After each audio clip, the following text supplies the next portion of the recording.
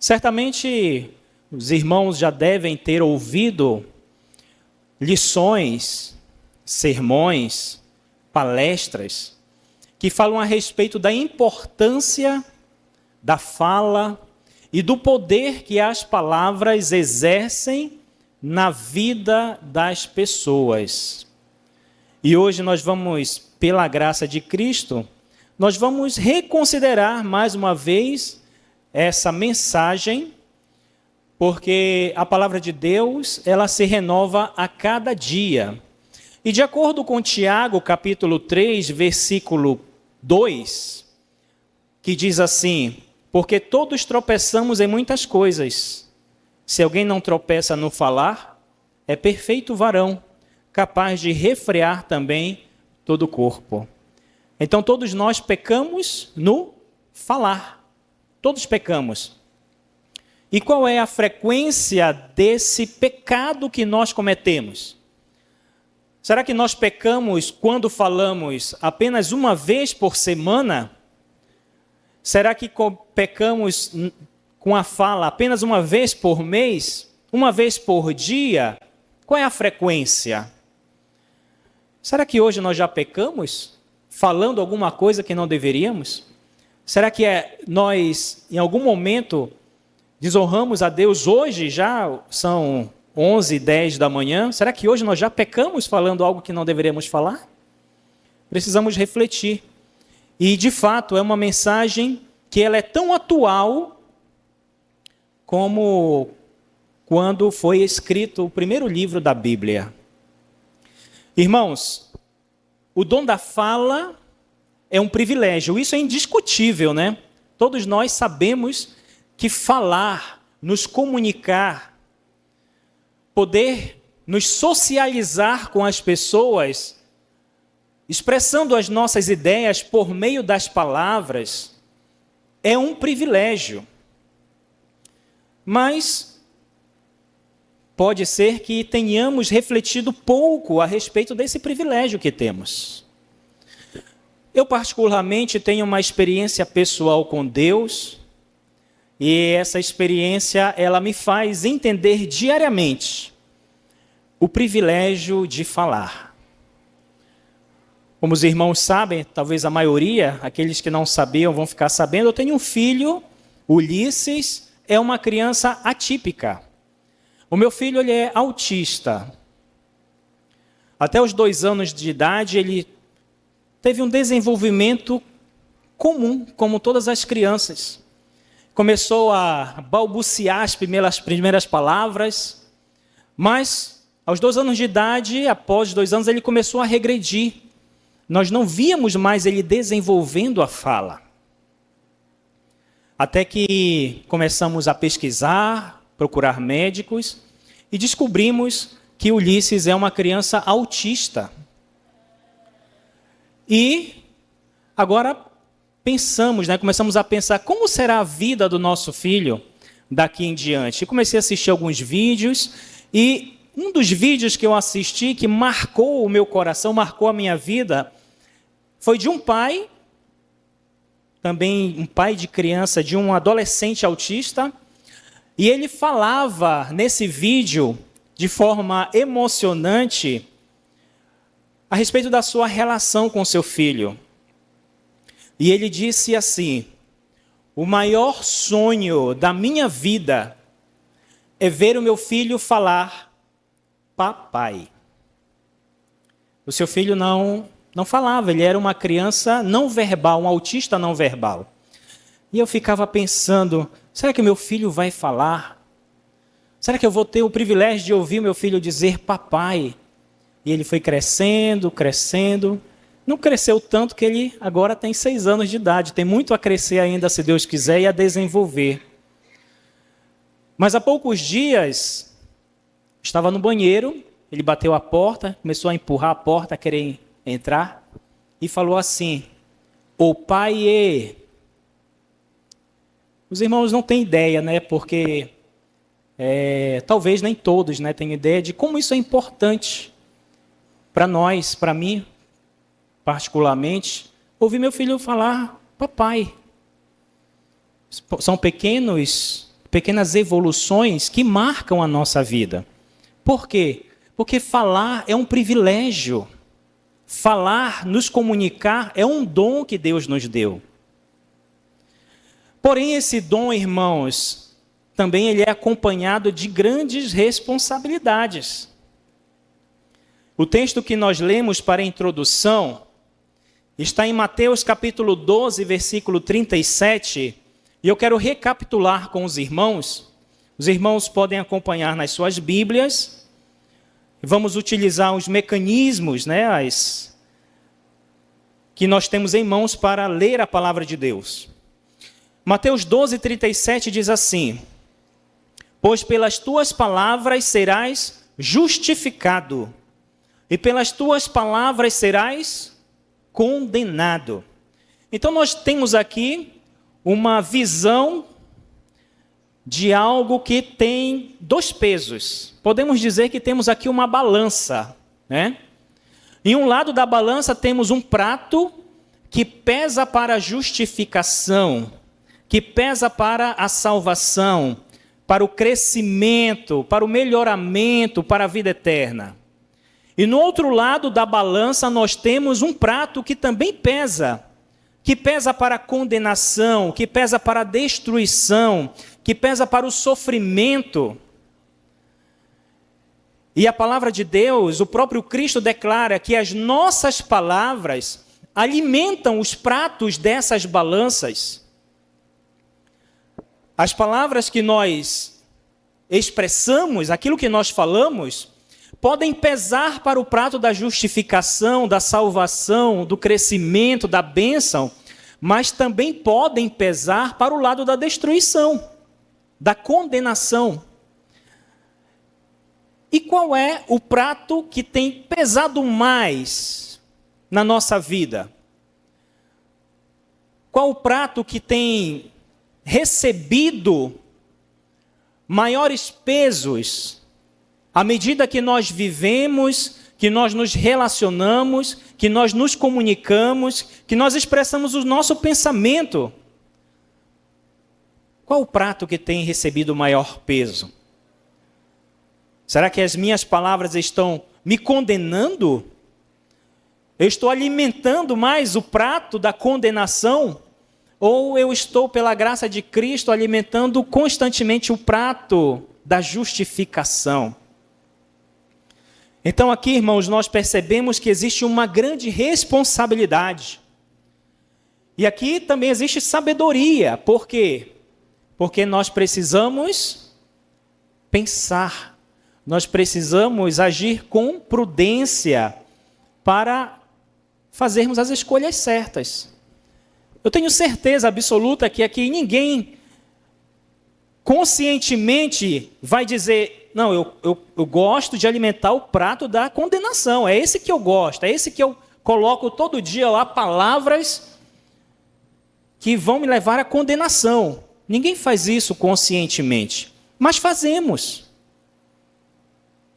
Nos expressamos de maneira equivocada, de maneira errada, que trazem sofrimentos para nós e também para as pessoas que estão ao nosso redor. As palavras têm poder. Isso é indiscutível também.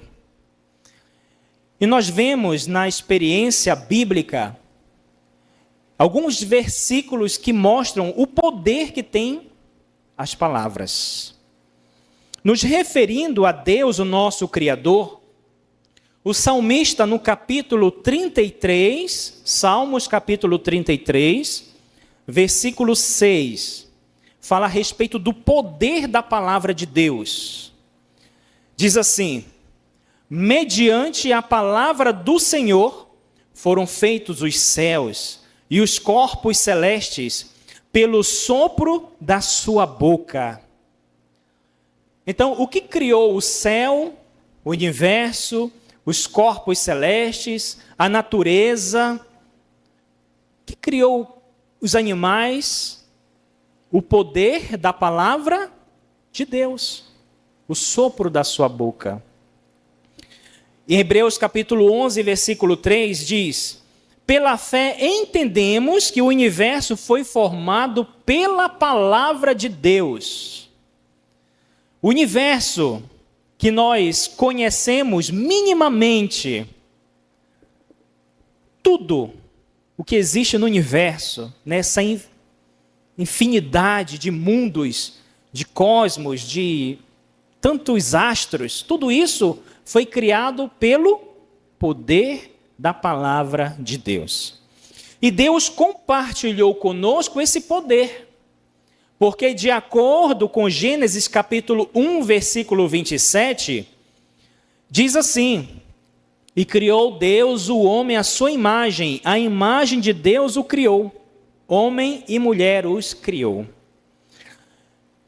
Quando Deus criou o ser humano, Deus não compartilhou com o ser humano apenas uma aparência física, uma estrutura corpórea composta de mãos, pernas, cabeça, nariz, boca.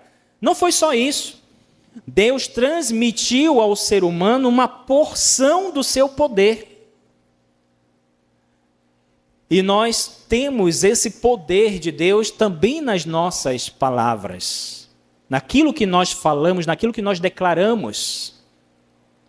Vejam só, Provérbios capítulo 18, versículo 21, diz assim: a língua tem poder sobre a vida e sobre a morte. Os que gostam de usá-la comerão do seu fruto. A língua tem poder ou não tem? Sim. Tem poder. A língua tem o poder de criar, sim ou não? Sim, tem o poder de criar. Talvez não como Deus, porque Deus fala e as coisas aparecem. Mas o que eu falo tem o poder de criar no coração da minha esposa um sentimento bom. O que eu falo tem o poder de criar no coração de um irmão a ira. Sim ou não? Sim. Eu estou criando, por meio da minha palavra, está sendo criados sentimentos. Por meio do que eu falo, está sendo criadas circunstâncias, ações. Porque aquilo que eu falo pode induzir ou conduzir alguém para ter uma atitude que pode ser positiva ou negativa. Está sendo criado, sim ou não? Sim. A língua tem o poder de criar? Sim. A palavra de Deus declara isso e nós percebemos no nosso dia a dia essa verdade. No final do versículo fala que os que gostam de usar a língua comerão do seu fruto. Nós vemos aqui agora um efeito bumerangue, né? Bumerangue é um instrumento, né? Uma arma centenária ou milenar que as pessoas jogam e ele retorna para a pessoa. Então, aquilo que eu falo reflete nas pessoas, mas principalmente reflete sobre mim. É um efeito bumerangue. E nós precisamos agora refletir sobre esse poder que cada um de nós temos. Todos nós temos esse poder de criar a vida e de criar a morte, por meio daquilo que nós falamos. E como deve ser as palavras, como devem ser as palavras no nosso dia a dia? Como devem ser? Nós temos diversos versículos na palavra de Deus, orientações, que falam a respeito de como devem ser as nossas palavras.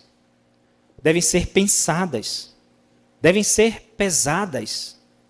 Devemos avaliar o efeito daquilo que falamos, mas principalmente nós precisamos pedir a Deus sabedoria para falar da maneira apropriada. Colossenses capítulo 4, no versículo 6, diz assim: a vossa palavra seja sempre o quê? A vossa palavra seja sempre agradável, temperada com sal, para que saibais como deveis responder a cada um. Ah, mas eu não estou nem aí. eu falo o que eu penso mesmo. Eu tenho que falar aquilo que está na minha cabeça. Goste ou não goste, eu tenho que falar aquilo que eu penso. Irmãos, reflita. O que você vai falar é temperado com sal? Não quer dizer que não tenhamos que falar a verdade, mas existe a forma e o local, a maneira apropriada.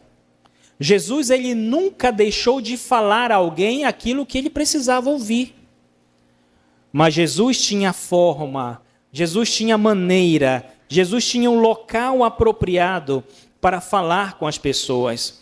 Muitas vezes, Jesus esperava a multidão se ausentar para chamar os seus discípulos e dizer: agora venham aqui que eu quero passar uma orientação para vocês. E os discípulos agora iam até Jesus e ali a sós, Jesus e os seus discípulos, Jesus agora rezava, vamos dizer assim, rezava o beabá. O Jesus orientava, falava aquilo que eles precisavam ouvir. Então, as nossas palavras no nosso dia a dia devem ser sempre, não sou eu quem estou dizendo, a palavra de Deus está dizendo, sempre agradável, temperada com sal, para que saibais como deveis responder a cada um. Eu quero compartilhar com os irmãos uma experiência que reflete bem isso que nós acabamos de ouvir. No dia 31 de maio de 2017, teve uma reportagem que foi publicada no G1 Paraná, no site G1 Paraná, nessa data. E essa reportagem trazia uma experiência que foi feita com palavras de ódio e de amor. Prestem bem atenção. O que aconteceu? O experimento era o seguinte: uma professora chamou seus alunos, que tinham em média de 9 a 10 anos, levou esses alunos para uma quadra, ou para a quadra da escola, e ali eles sentaram em círculo, e ela trouxe agora 2 potes. Nesses potes continham arroz. O arroz estava cozido. Na verdade, ela cozeu uma porção e dividiu e colocou em 2 potes. E agora os alunos precisariam dizer para um dos potes palavras de ódio e para o outro pote, ou para o arroz que estava em outro pote, palavras de amor. E assim eles fizeram. Então, o primeiro pote foi colocado na mão dos alunos e eles começaram a dizer para o arroz: arroz, você não serve para nada. Arroz, você é um imprestável. Arroz, você é um incompetente. Arroz, você não consegue fazer nada de bom. E esse o nível das palavras que eles diziam para o arroz. Agora é interessante. Essas palavras eram palavras que os alunos estavam acostumados a ouvir no seu dia a dia. Das pessoas, dos seus pais. Muito bem. Aquele pote foi lacrado e separado. A professora pegou agora o outro vidro e colocou nas mãos dos alunos e disse assim: agora eu quero que vocês falem palavras que vocês gostariam de ouvir dos seus pais, dos professores, das pessoas mais velhas. Podem falar. E agora aqueles alunos começaram a falar. Arroz, você é especial. Arroz, você é capaz, você consegue fazer qualquer coisa. Arroz, você tem capacidade, você tem inteligência. Arroz, eu te amo. E depois que falaram essas palavras que gostariam de ouvir de seus pais e de outras pessoas, a professora fechou também o pote, reservou e aquele arroz foi guardado por 2 meses. O resultado, irmãos, é impressionante. O arroz no pote do amor, ele fermentou, ele estragou. Mas ele fermentou naturalmente. Agora o arroz no pote do ódio, os grãos ficaram pretos, todos embolorados, com um aspecto horrível. Aquele arroz que ouviu palavras negativas ficou em estado muito pior do que o arroz que estava no pote do amor. E aquilo foi um ensinamento muito especial para os alunos, e alguns deles declararam o que sentiram com aquela experiência. Uma aluna chamada Anita Santini disse assim: quando você fala uma coisa boa, como? Você vai conseguir. Você sente no seu coração que vai conseguir. Um outro aluno chamado Henrique Duarte, de 10 anos, disse assim: quando a gente fala mal do outro ou da gente, a gente acaba se danificando mais do que a gente espera e acaba não percebendo. Experiência marcante, que ficou certamente gravado no coração daqueles alunos que fizeram a experiência do arroz. A palavra de Deus nos orienta para sermos cuidadosos com nossas palavras. Nossas palavras têm que ser sempre agradáveis.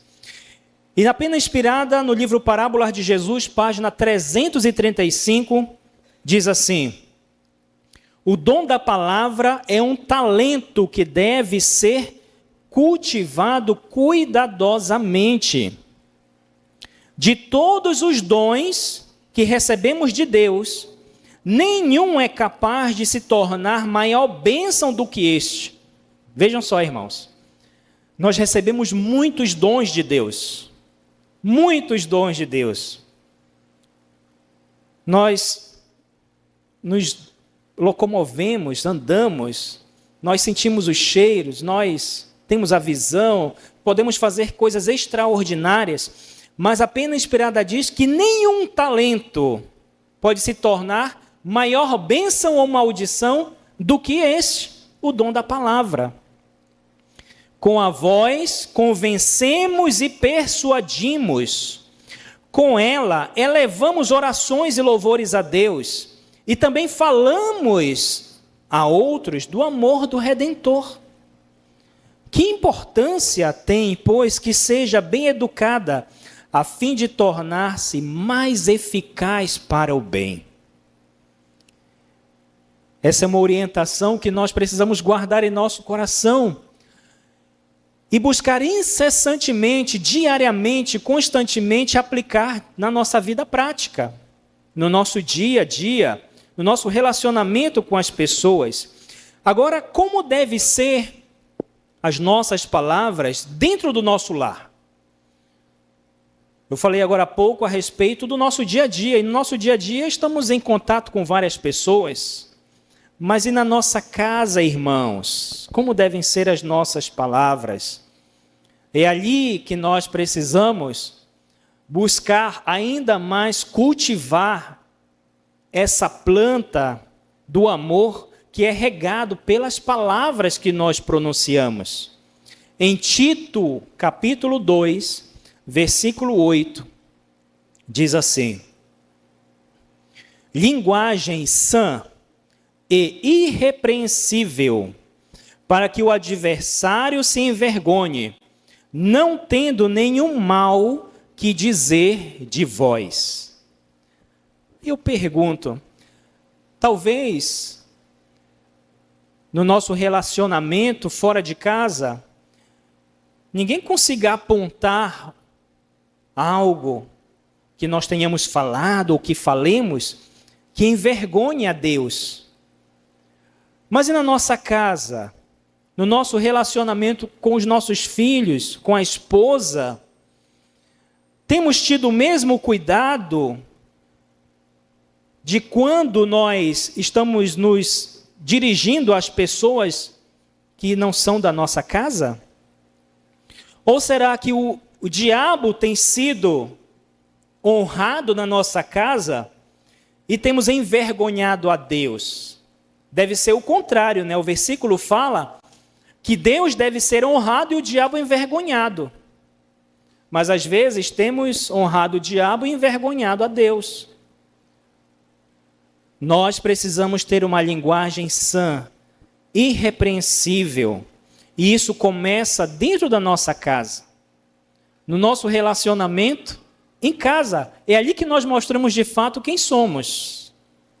Quando falamos com a esposa, quando a esposa fala com o marido, quando os pais falam com os filhos, quando os filhos falam com os pais. É lá que está o maior perigo. Irmãos, muitas palavras impensadas são faladas dentro de casa. Devemos ter muito cuidado com o que falamos, principalmente quando nos dirigimos aos nossos filhos, que são plantas que estão em desenvolvimento, recebendo nutrientes ou recebendo veneno, e estão crescendo com esse veneno ou esses nutrientes. Eu quero compartilhar com os irmãos outra experiência. Eu sou natural do estado do Amapá. E para os irmãos que não conhecem, o Amapá é uma ilha, o estado é uma ilha, e cercado de muitas outras ilhas. E ali moram muitas pessoas, são os chamados ribeirinhos, que têm as suas casas na beira dos rios, em partes elevadas, em palafitas. As águas do rio, quando a maré sobe, essas águas sobem até chegar quase no nível da casa. Quando a maré seca, essa água vai embora e fica uma praia muitas vezes. E eu conheci um cidadão, nós conhecemos, né? Eu era muito pequeno, não tão pequeno, né? Talvez tivesse uns 11 anos. E nossa família fez amizade com uma outra família que morava em um desses lugares. Ele era um ribeirinho, um homem muito forte, o nome dele era Paulo. Paulo era um homem forte, caçador. Ele se embrenhava nas matas, subia nos açaizeiros, trazia sacos de açaí. Um homem realmente disposto, alto. Mas um dia, Paulo teve uma discussão com a sua mãe, uma desavença familiar, não sei qual a razão. E lá no Amapá, na parte do norte, tem muitos dizeres, né? Dizeres populares. E na hora da briga, a sua mãe estava muito nervosa e disse para ele assim: eu quero é que você morra com 7 facadas. Olha o que a mãe disse para o filho. Na hora da briga ali, calor da ira, ela disse isso. E aí, a briga cessou, Paulo foi embora.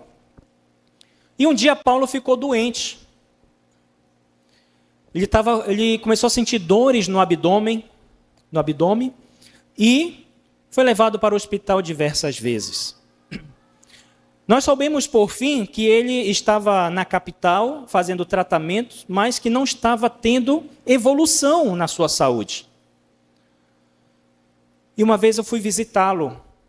Eu cheguei a vê-lo na cama. Aquele homem forte, musculoso, alto, de boa aparência, estava agora deitado em uma cama, apenas pele e osso, e uma barriga muito grande, que ela estava muito inchada. Os médicos não sabiam o que era o problema dele, não conseguiam encontrar a razão daquela doença. E Paulo foi muitas vezes ao hospital, e todas as vezes o médico abria sua barriga, tentava fazer o que fosse possível para livrá-lo daquela enfermidade, mas Paulo apenas piorava.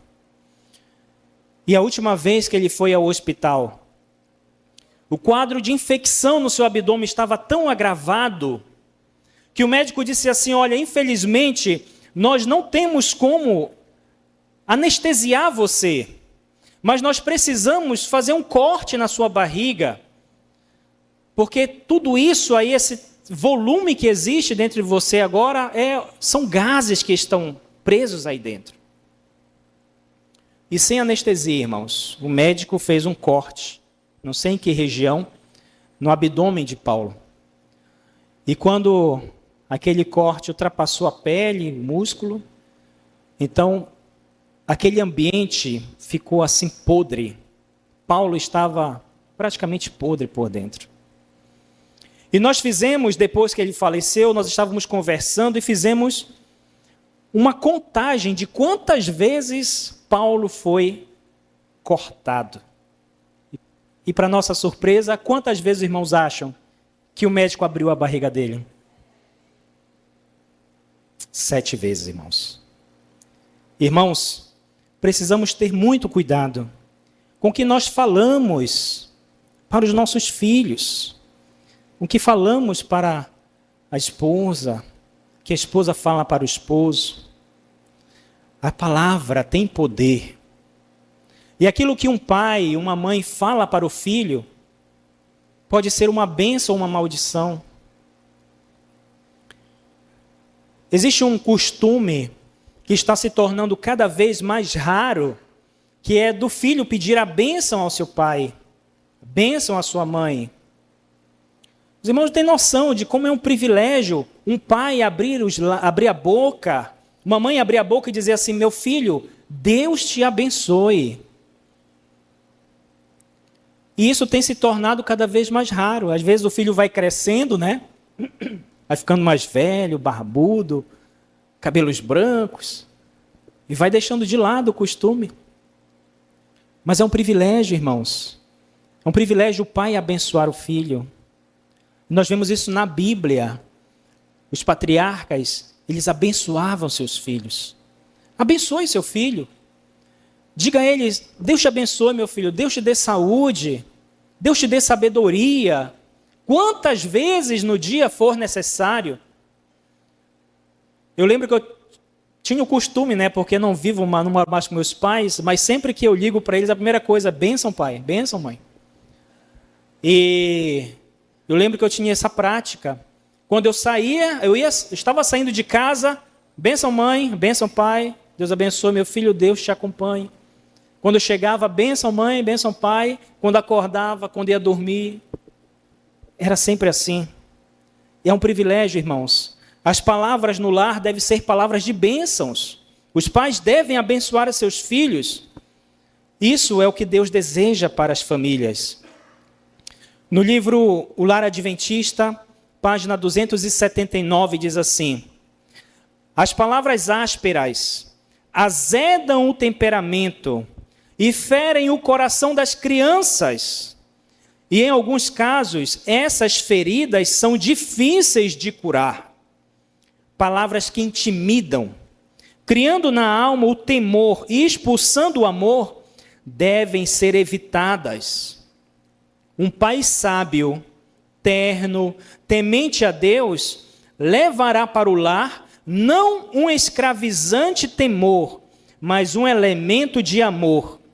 Se bebermos a água da vida, a fonte produzirá água doce e não amarga. Então aqui está o segredo. Porque muitas vezes nossas palavras são ásperas, são azedas. Porque muitas vezes, quando se ouve dizer assim: o papai está chegando, as crianças já ficam apreensivas. Por quê? Porque talvez esse pai esteja levando para a sua casa um ambiente escravizante. Não tem sido um pai sábio, terno. E como uma fonte pode produzir água pura, sendo ela alimentada de coisas ruins? O nosso lar deve ser uma fonte de água doce, não amarga. Irmãos, Jesus é o nosso grande exemplo. Jesus foi o nosso modelo aqui na terra. E ele colocou o céu inteiro empenhado para nos ajudar nessa missão. Nessa missão de termos sabedoria ao falar. onde quer que estivesse, diz a pena inspirada, na sinagoga, na beira do caminho, no barco um tanto arredado da margem, no banquete do fariseu ou na mesa do publicano, Jesus falava aos homens das coisas pertinentes à vida mais elevada. E que efeito isso produzia no coração das pessoas? Diz que o coração dos ouvintes era atraído para ele, porque lhes curava as enfermidades, confortava os aflitos, tomara nos braços seus filhinhos e os abençoava. Quando abria os lábios para falar, a atenção deles se voltava para ele, e toda palavra era para alguém um cheiro de vida para vida. Queridos irmãos, o meu desejo para mim e para todos nós nessa manhã é que as nossas palavras sejam um nutriente para a vida. Não apenas para a nossa vida pessoal, mas para a vida das pessoas que estão ao nosso redor. Que seguindo o exemplo de Cristo, quando abrirmos a nossa boca, as pessoas elas se voltem para nos ouvir. E não digam assim, lá vem, já vai começar a falar. Talvez quando falamos, não temos atraído a atenção das pessoas de forma positiva, mas sim negativa. Nós precisamos seguir o exemplo de Cristo. Assim deve ser conosco. Essa é a mais elevada obra em que podemos empregar o talento da linguagem. Foi-nos dado para que pudéssemos apresentar a Cristo como Salvador que perdoa os pecados. Um dia, irmãos, cada um de nós dará conta de si mesmo a Deus. E o meu desejo é que as nossas atitudes, os nossos pensamentos e principalmente as nossas palavras nos preparem para esse maravilhoso encontro. Que Deus nos abençoe. Amém.